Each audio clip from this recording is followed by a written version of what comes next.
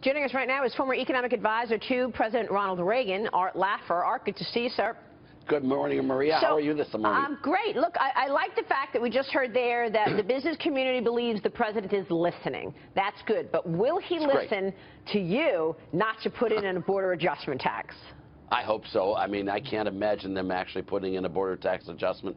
That would be one of the dumbest moves imaginable. But you never know. I mean, I don't know why the House is doing it.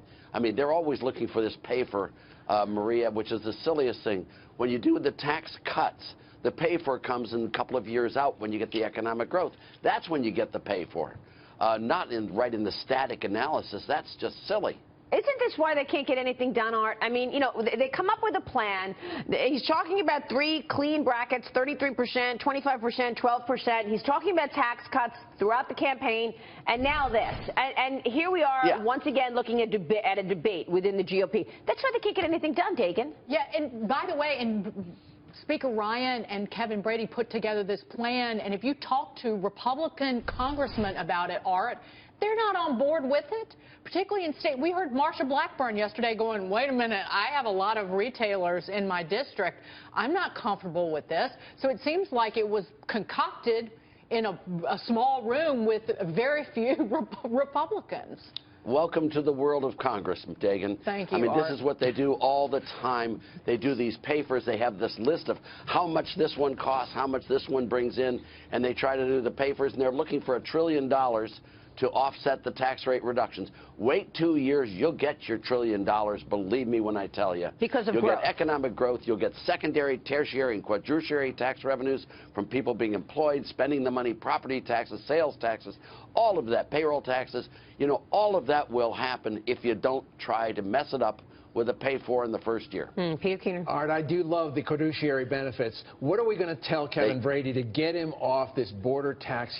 He's obsessed with it. He said it's going to be part of any tax bill. I don't think it passes the House or Senate. What do we do to get him off the dime there?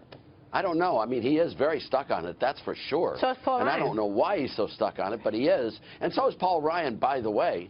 I mean, they all are stuck on it, and I just think having it lose in the House is what they need to have happen. Art, I mean, where do they get it? It's got to be one person who's whispered in their ear. I don't think it's one person. I mean, Europe has a border tax adjustment. When you leave any airport in Europe, you've got a VAT there, and if you leave the country, you get your VAT taxes back. That is a border tax adjustment. To be clear, 100 countries have some kind of either a border tax or a VAT tax. Yeah, they do. So, I mean, some people will push back and say this is ketchup. Well, it's not. They will say that, but they'll say that for any tax increase, Maria. Okay. I mean, they just love taxes. I mean, here I am in Tennessee right now, and the governor's arguing for a tax increase in Tennessee. We have a $2 billion surplus, and we have the lowest taxes in the nation, the best growth in the nation, the best public services, and he still wants a tax increase. Well, wait till he sees businesses start moving out, like what we are seeing in New York, Buck Sexton. Well, you know, we're not that bad yet. Here's Buck.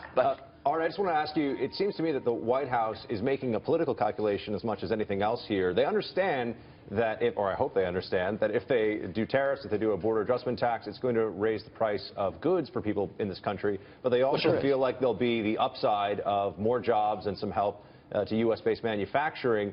Do you think that they can win out in that calculation? And can they take the hit on prices and just hope that the jobs and manufacturing make up for it, politically speaking? Let me just say that a border tax adjustment does not bring jobs into the U.S. It doesn't create employment in the U.S. What it does is just stops us from trading with foreigners, which is one of the biggest benefits of earning income. And every time we've had major tariff legislation like the Smoot-Hawley or any of these others, the 1923, the U.S. economy has been hammered as a result. Let me ask Peter Keenan a real quick question here. If we were to get a border adjustment tax, do you think markets sell off? I think the market's going to sell off for this reason. First, when you have a border adjustment tax, it means that you're going to expect to get into a fist fight.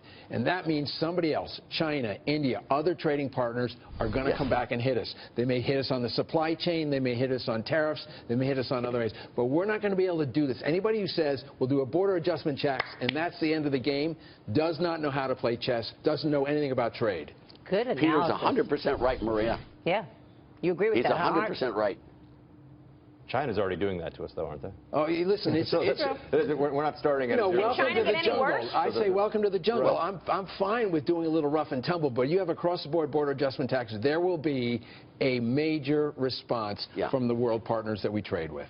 But that doesn't mean you don't do renegotiation of the trade deals. No the trade question. deals that are very, very weak and poor should be renegotiated. Trump is completely right on that. They're very unfair. But we don't want to raise taxes on traded products, period. All right, we will leave it there. Art, you think we'll see tax reform in 17 regardless?